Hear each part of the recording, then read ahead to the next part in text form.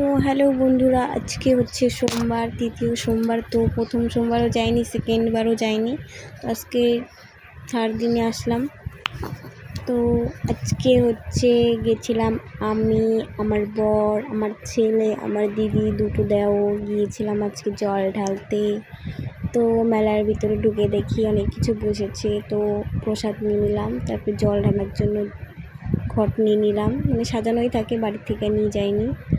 তো তো তারপরে শান্তির জল নিয়ে নিলাম, এখান থেকে শান্তির জল নিয়ে তারপরে চলে গেলাম জল ঢালতে। তো ঘুরে ঘুরে জল ঢালতে হবে, তো ঘুরছিলাম।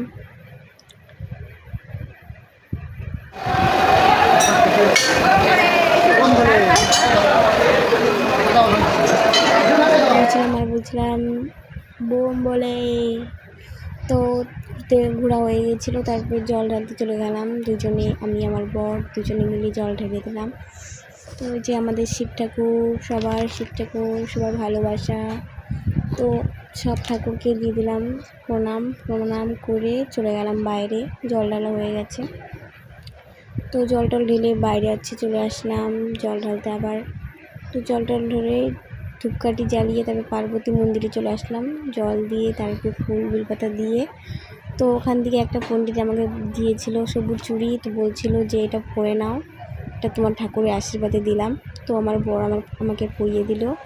তারপরে চলে গেলাম মনসা দেবী ওখানে, তারপরে জল ঢেলে পুজো দিয়ে তারপরে চলে আসলাম প্রসাদ খেতে।